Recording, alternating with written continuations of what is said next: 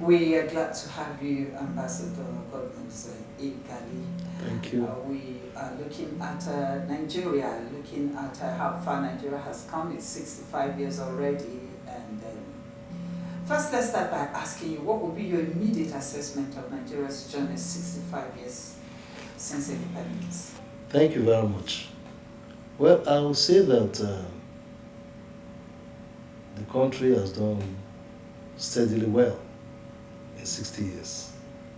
We may not be at the final destination that all Nigerians will expect that we should be, but the journey has been progressive.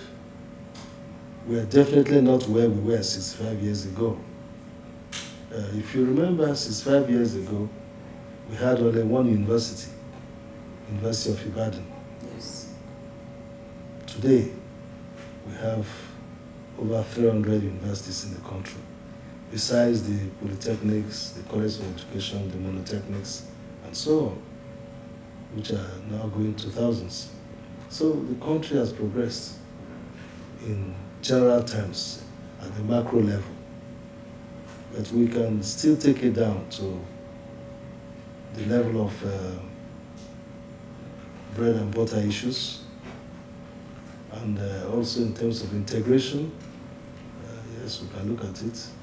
And let us not forget, we survived a major civil war. Many countries don't survive civil war, my sister. After civil war, the countries either scatter or continuously be in the spiral, the unending cycle of civil war. Look at the case of Congo.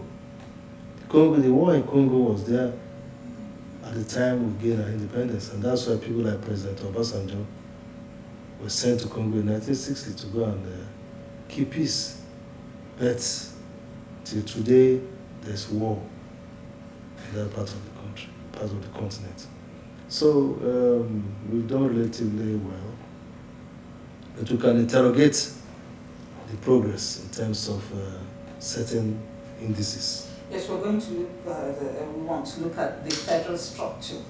Would you say that along the lines of a federal structure, of federalism, has the country actually reflected?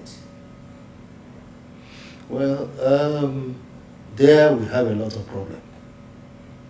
We must look at Nigeria in its proper historical context. Many people tend to wake up and blame Lord Lugard for bringing us together. I don't think so. I tend to told the thesis of late Maitama Sule, who said Nigeria coming together was perhaps an act of God. Yes, because if you look at the nations of the world, there are almost 1, 2, 3 countries that are mono-ethnic. Almost every country is a diversity of nationalities. Maybe you look at Somalia, it's mostly internally cohesive. Look at a country like Korea, the ethnic structure is Korean. But for most countries, it's different people coming together, either by circumstance of history, by annexation, by treaty, by agreement, or by somebody playing God and bringing them together. So that is not the problem. Lugard is not the problem. Now, post-Lugard, we had different constitutional orders, and the most important being the 1946 Richards Constitution, where, in fact, from the time of the Lugard Constitution, they identified that Nigeria was a multiplicity of different people. That is why they had northern Nigeria, they had the west, they had the various regions. But by 1946, Arthur Richards now put his imprimatur on the fact that there's western region made up of the Yorubas and a pocket of small ethnic groups. The northern region made up of the Hausa Fulani stock and made up of diverse ethnic groups that were of different religions. Then the eastern region, the same thing, the Igbos and different ethnic groups. They neatly break the country into those 3 compartments. Of course, later Midwest region came. So, the point I'm making is that was the structure. Now, but the constitutional order continued to the Manifesto Constitution. because Zeke said the Richard Constitution was obnoxious. That was when that word became very common in Nigeria. Some villagers didn't even know what obnoxious meant. But it's obnoxious to the extent that you have a constitution in which the nationals were not really participating in governance at the national level. But then Macpherson came. And after Macpherson, the Nigerians now continued talking among themselves and agreed with the Littleton Constitution that we want federalism, because no part of Nigeria wanted to be choked by another part.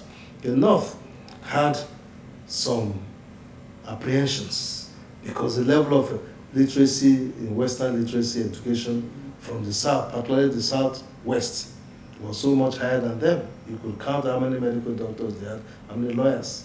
And the West used to intimidate them with lawyers all over the place and professionals.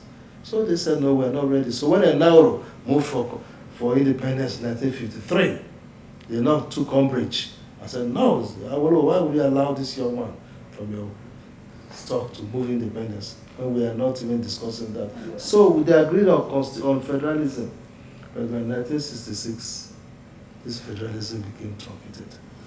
Now, when you look at the 1947 46. Yes, that brought Nigeria together, the federating units together, as a federation. Now, if you look at the Southwest and groups like Afenifere, Yoruba Council of Elders, they are of the opinion that that was the greatest mistake that the country made. Now, you are of the opinion that it was good, but they argue that it was a marriage of strange bedfellows, that there was actually no need for that coming together because the North and South really do not have everything in common. Now, Lugard said so also in his book, which he published, The Dual Mandate. He said it was like a marriage. The South was rich and the North was not rich. He had to marry them so that they can commingle and be able to balance development. But why many of us think that it's not a mistake is that we've come to discover that there's a strength in diversity. But the way the mistake came is trying to change those original concepts of staying together. Because our fathers agreed, and Awolowo was not against Nigeria. What Awolowo wanted was a Nigeria where regions can compete healthily, where regions can give each other a level of autonomy through a federative structure. And in the constitutional processes that brought us this far, when times Awolowo, particularly Zeke, will tell the northern leaders, Sadwana of Sokoto and Tafawa Balewa, that, look, Zeke, please, let's come together, we're all one. They reminded him that Zeke, we're not one. India and Pakistan started to negotiate independence from Britain from about 1920. By 1947, the British gave them independence. At the threshold of independence, just at that point, Muhammad Ali Jinnah, who was the leader of the Pakistanis, raised the red flag. Said, British, we don't want to join India. These are Hindu people, we are Muslims. Give us two countries. And the British asked India. India said, well, we have no objection. If they don't want to stay with us in one large country to be like China, they want to be on their own, give it to them. We thought we can be one big continent. That was what Nehru told the British. So the British allowed India to go and the Pakistanis to go. Two separate countries. Like now those countries are now about 6 countries. But in the case of Nigeria, our fathers said, no, we have seen India and Pakistan, but we resolve to stay together under certain terms. Not terms of a unitary system, like we're practicing now, but in terms of a federation, in its real sense. Federation in terms of devolution of power, so the regions can have power to do certain things. For example, now, if a child is born today, that child is registered by NIMSI, a federal agency. If somebody dies today, under normal conditions, we're supposed to send that feedback to NIMSI. But in a real federal situation, these children were registered by a local government. And the local government, what I'm saying, there are areas where the federal, when you have 68 items on the concurrent, 68 items on the concurrent list, there are issues that should be left for the regions. For example, simple things like local policing. For a police corporal to do certain things, he must take permission from like that. And you go to UK, councils are building houses, local governments, all the houses belong to councils. And the fiscal regime itself, because two major things in governance is how do we share power, how do we share money. So in other words, you agree that the federal structure at that time did not actually capture what federalism should be in practice. And what about the 1999 Constitution? It also has not captured it. I think you maybe you didn't get exactly what I was trying to say. What I'm trying to say, and what I always tell Nigerians, is the fact that there was intentionality. The Nigerian state was a deliberate creation of our founding fathers. They could have, as like you rightly said, at one point, the North said, after Nauru moved his motion in 1953 for independence, the North walked out of Parliament and went to the train station and went back. Say, we don't want again. Then they brought them back. And the North cautioned Awolowo and Azikiwe, look, we're trying to be one. We didn't know you people didn't know us. Now we want to be one. So caution our younger ones to see that we are restrained to work together. So what went wrong is that by 1953 they agreed on federalism. And federalism, as we understand it, is for various constituting parts to have levels of autonomy and compete in a healthy way among themselves, not in a cutthroat manner. So now the Western region, based on that, the fiscal regime that came with it, was able to produce cocoa and sell and built all that he wanted to build: free education, television, and so many things. Western region was competing with most Western countries at the time. And the of East. course, that's where the issue of resource control comes in. So East was lagging behind. The North, although they were doing well with groundnut, it was not as popular at the time and had to lag behind. So the point there is that there was healthy competition. It promoted productivity in the system. Now, power was also distributed. So you create as many local governments as you want within your enclave. Not a situation where Bayelsa is 8 local governments, and Kano is 44 local governments, and Rivers State or Lagos State, which were at par with North Central State in terms of local structure today, they still have 20 and 23 local governments respectively, while if you look at what made up the North Central State at the time, you see that local governments have gone up very high. Maybe they're going to almost 100. So those kind of truncated. The 1979 Constitution was a good effort. But what was wrong with 1979 was the fact that when Murtala constituted the Constitution Drafting Committee, he said, don't go this way, don't go this way. No, when you are drafting Constitution, everything is on the table. Let people talk among themselves and agree. If you create areas that they cannot go into, then it means that you've already constrained them from being able to discuss and arrive at a consensus. So those are the things that were with the 19... But of course, the 1999 Constitution became a terrible aberration because that opportunity to properly discuss, and it is said that when President Obasanjo even came into power, the Constitution was, nobody even saw what the Constitution really was. Until he sat down, then they started to modify to take care of some things. So the military constitutions, as good as the military set up a lot of institutions, were constitutions that were made at a time when there was authoritarian rule. And you go to discuss the way forward for the country, but you are watching your back because you were put together by a man with a pistol in his pocket.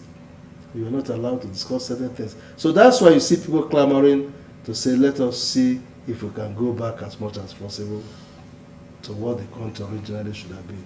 Okay, so that's what has given rise to recent calls for restructuring. Now, people don't like the word restructuring. Yes, but we want to ask you, what does restructuring actually entail? Yesterday, I was at a book launch by a former governor of Rivers State, Sir Celestine Omeya, on what restructuring should be.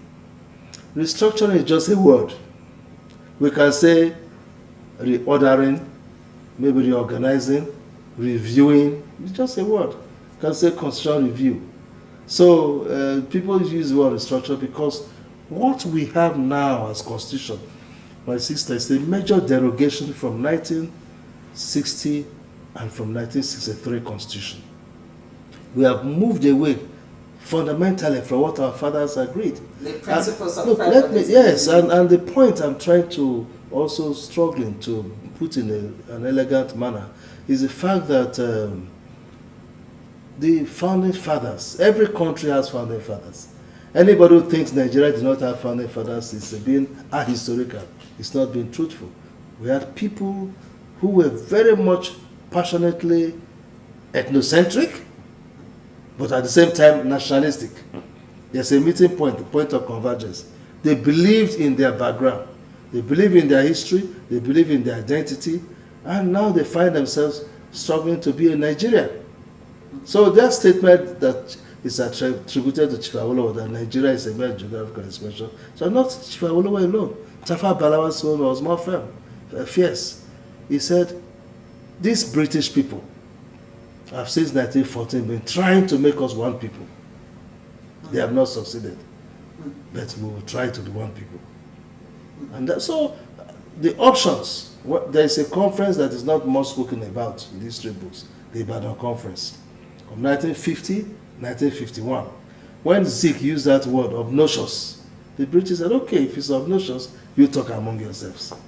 So every part of Nigeria brought the ethnic, the traditional rulers, the political elite, they sat down in Ibadan and they discussed, and the British watched them discussing, and they agreed in the Ibadan Conference that we want to stay together.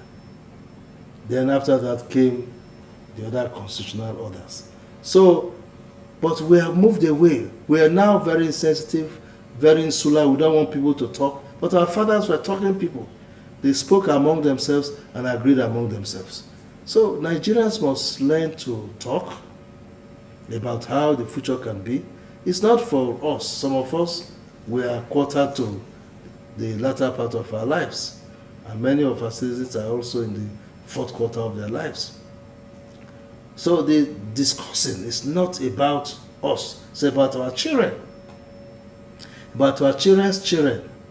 If a policeman, if my state governor cannot be able to enforce security in his state, and he has a big title called security officer, yet he cannot tell a police constable, say, arrest this man. Because the DPO can say, don't arrest him. You listen to the DPO, not the governor. But if that scenario is there, then how can you contain crime? Or if you produce whatever we from Niger Delta, before, if you produce what the order was, fiscal regime, you keep 50%. Then you share 30% with a distributive pool. Everybody benefits from it. Then 20% goes to the center. Today, they do give us 13%, and people think it is enough. So, if these things change whimsically, what people don't realize is that every part of Nigeria is heavily endowed. Did we know to this extent that northern Nigeria or the states, many of the states have a lot of solid minerals? Look at Ondo State, the bitumen deposits of Ondo State, second largest in the world. And we have every kind of mineral. So every state in Nigeria can survive. If the incentive, there must be incentivization to be productive, not coming to Abuja, end of every month, you go to Minister of Finance, then you see like thrones, sit for Accountant General of Abia State, sit for Accountant General of Adamawa State, Akwa Ibom State, coming down like that up to Zamfara State. They go there and they say, this is how much came in, let's share. We don't discuss how it was produced. Not that there has been a lot of regional tensions, ethnic tensions in this country. From your administrative and diplomatic experience, how do you think this can be tackled? Dialogue. There's nothing as greater than dialogue. Julian Nyerere said something once. He said the true African and the African political worldview is in the villages to sit down and talk. He said the system of voting is alien to Africa. And if you go back in the village, they don't, before now, maybe with the Europeans now, they've taught us how to say, raise your hand, raise your hand. You don't do that. The village elders come and sit down together. They say, this is what we want to discuss. They will quarrel, they will disagree, and by the end of the day, they will agree. There was nothing to say, oh, those who don't want to support this person, raise your hand. Now we have a kind of politics. We're trying to adapt to it. That's why African countries must be able to define their own political identity. Because Nyerere said in his own ethnic group, the word, my opposition party, opposition leader, there was no words, there was no synonym. The simple word is enemy. So I said, the British, why are you opposed giving us a system where there will be an institutionalized opposition leader? Anything I say, his duty is to oppose me. In my village, my language, that person is nearest to it is my enemy. So we have a system where we must dialogue. And he said the true African is someone who sits under the moon and talks until they agree. This country, we are losing something, and that is one thing that our fathers passed on to us, the ability of dialogue. So we must, there's a parliament now, there's a National Assembly, but why the proponents and the protagonists of restructuring are hammering on it, because the constitutional order that we operate in the National Assembly is a constitution that was inherited from a military regime, from an authoritarian system in which people do not freely sit down together. Not because President Jonathan is a close friend and brother of mine. The nearest who got to this kind of talking since after the First Republic was the 1914 Constitutional Conference, where 494 of the best brains representing the broad spectrum of the country came together to sit down and talk. Nobody restricted them, talk about anything. And then they agreed on some things. Some things they did not too agree, let's leave this one. Some things they said we can't talk about it. That was freely dealing in a democratic order. So we must be able to talk among different people. What do we want? You want state police? Great. Were all of these issues not thrashed at the 2014 conference? It was. Now what happened with 2014? Some people tend to blame President Jonathan unfairly. Because even some of us who are close to him have engaged him. President, he could have had the courage just to, but he said no. The report came out at a time when political campaigning had started. National Assembly was not consistent in sitting. People had to go back and campaign to come back to government. So he said, look, this was such that morally it will not be right. I can be accused of rushing this thing through at the time. I think he believed, he hoped that he would come back. So because the conference, the people in the conference, the chairman, Professor Kemi and all of them, and they wrote, if not only the report, but the areas they agreed, they even drafted proposed legislations. But Parliament was not in a state of sitting at the time. So he waited for Parliament to come back, and in the handing over documents, so one of the documents that was handed over. Now, we have had other governments come into power. The APC government has been there for going to 11, 12 years yes. now. Yet nothing has come out no, of that 2014 something has come report. out. Now, do you... Something has come out. No, but it is not The APC set up a committee known... APC did not want to touch the 2014 conference because they felt that it was a PDP document. But what was not realized, the government said, continue. But APC set up what they call the El-Rufai Committee on True Federalism, headed by Nasir El-Rufai. I remember. And that report, perhaps, is the most revolutionary report in this country. The reports completely wanted true federalism. What federalism should be, as defined by Alexander Hamilton, defined by the founders of the American system and the Federalist Papers. Those who wrote all those defined, articulated what federalism should be, which is what we are trying to pursue, to follow. And that report was not even, unfortunately, presented properly to the political party, nor to the president at the time, late President Buhari. For some reasons, some people sat on the report. Okay, so if we have gone through all of these and nothing came out of them, I mean the different summits, the different conferences, how are we going to propose another one? And why do we think that if there's a fresh one, it will make more impact than this one? If we want to help ourselves as a country, if I were to be in a position to suggest to those who rule us at this time, President Bola Ahmed Tinubu and his government, it's a very simple thing. Take the 2014 conference, take the El-Rufai report, set up a high-level team, give them a time and say, go and harmonize these reports. People argue that, oh, there's a National Assembly that is discussing. They are doing amendments.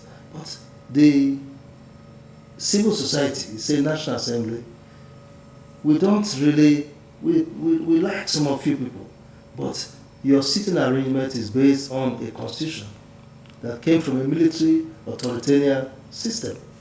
So what needs to be done, maybe without wasting spending our money, take the 2014 National Conference report. Okay, if you are not happy because that was PDP, why not what of the El-Rufai report, which is an APC document? Take the two documents, panel people, and say, please sit down, synthesize and harmonize. And after that, government can take further action. That, to my view, that is the best way to go forward. Not to call another money gobbling conference, no. Okay, let's look at the issue of fiscal federalism, which has been a very hot one, especially with regard to the revenue allocation formula. Would you say that the current formula is free and it is fair? Well, my dear sister, if we can say it is free and fair if there was no other system before. What has happened is that from 1953-54, there was a fiscal regime that came into operation. And that continued up to the 1963 Constitution. And that regime was clear. They had to incentivize you to produce. And they allowed regions to have different tracks of movement. So Western region was miles ahead of other regions in terms of development, in terms of human capital development and human development index. Because cocoa was selling well at the world scene. And Eastern region followed and Northern region followed. But you can see that the North worked very hard. There were granite pyramids, cotton pyramids. Where are they today? Is there any granite pyramid? There have no granite pyramid because there is no incentive to work. There is no incentive to farm. The north of Nigeria is the most blessed part of this country. The landmass, if you travel in the north by road, we from the coastal areas that are living inside water, we will feel envious because land is something that is very much scarce commodity in our area. You move from here to there, you see land. And that is agriculture. Nigeria potentially can be the net exporter of food to Nigeria. What we need, like how Tobacco did in Kano, is to promote irrigation. Irrigation. A state like Jigawa State, Abuja, Adejia, Jamari River System, or Sokoto, Zamfara, and so on, and Kebbi with the Sokoto River system. And there's good hydration in Nigeria for us to produce, and everything grows. I remember I had a pleasant argument with the minister when I was permanent secretary in the Ministry of Water Resources. I said we can produce wheat in Nigeria. The minister said, look, don't misadvise government. He said, minister, we can produce wheat. And then later we brought out the records and showed that from Lake Chad, we are exporting wheat to Egypt, to Sudan, to Saudi Arabia in the 70s. And we have what we call Southern Chad Irrigation Project, 27,000 hectares of land that was intended by the military at the time to be the biggest irrigation project in Africa, to feed the whole of Africa. We can promote agriculture, solid minerals, and so on. So the revenue allocation formula, number one is between states and federal government. Number two is between the different tiers of the federal government itself. But well, with the new tax regimes, tax laws that the president has brought into place, there's a marginal improvement, and maybe that will switch. But don't move the goalposts. That's where the problem will come. When we produce oil, it was from 0, came to 1, came to 3, then came now to 13%. People say don't increase it, but you're only 13%. Okay. Tomorrow maybe there is you find bauxite somewhere. So oh no, now there's bauxite. We want to change it to 50% again. Oh, good. So that now the other time the governor of Zamfara State came with a gold bar, and presented to the president. Mr. President, I give you this gold worth $2 billion. Maybe it's an exaggerated figure. But the young man in Delta State, the young man in River State, cannot be able to explore for oil and pay taxes to government. There are two regimes. The regime for solid minerals, the Solid Mineral Development Fund, to convert artisanal miners, illegal miners, to formality. But when young men in Niger Delta try to do refineries, you say they are criminals. And we agreed during the Buhari government with the federal government that they will create modular refineries, and there will be a fund similar to the Solid Mineral Development Fund to promote building of kettle refineries, building of modular refineries in the oil producing areas. That fund never took off, and nobody is talking about it. And all what is known is that the young men in Niger Delta, who on their own, because we thought to refine crude was rocket science. So to the extent that people used to boast that during the war, the Biafra side refined crude, and the professors beat their chest. These boys have now demystified it. So it became fashionable all over Niger Delta to refine crude, which we don't encourage. We feel that it should be legal, should be legitimate.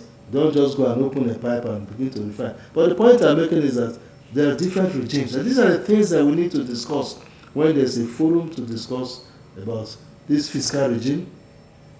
If we say what you produce, like in the El-Rufai report, in fact, El-Rufai's report, as radical as it is, you know, my good friend El-Rufai, Nasir El-Rufai is very radical in his thoughts. But it was not only him. There were 21 members of that committee from all over the country, including Governor Yegu and a lot of intellectuals. He said, what you produce, keep 100%. Let the federal government tax you. So, okay, for what you produce, whether it is crude, whether it is agriculture, whether it is gas or solid minerals, come and pay so prescribed. In that case, nobody complains. If you tomorrow go and find gold in my village in Bayelsa State, it's the same regime. If you find oil in Bauchi State, as the government has been struggling over the years, and there's oil there, you pay the same thing. So that would be the best regime, as it is in most countries in the world that are federal. There recently have been agitations for a new constitution.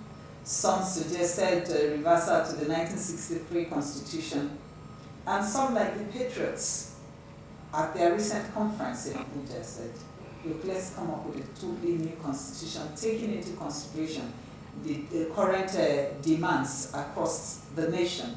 Now, which one would you go for? No, you remember that I was part of that conference that took place here in Abuja. I was one of the key people. I have a different mindset. We have different You see, countries are very unique. There are virtually no two countries that have the same historical, cultural, ethnic, religious experiences. There are always nuances. So people of any country must define how they want to live together and what will make them to live together. Now, my view of constitutionalism is for us to have a Nigerian constitution, not French system, not British system, not American system. What do I mean by Nigerian system? In Switzerland, they have the cartoons. You rule and they change it. Okay, 1 year, after 1 year, another person, the next cartoon takes over, next cartoon takes over. At the time, it was even 6 months. So we must have our own system. Like the South African constitution is quite novel because the process of bringing back minority rule, black majority rule, ensure that they negotiated in a way that the whites should be protected.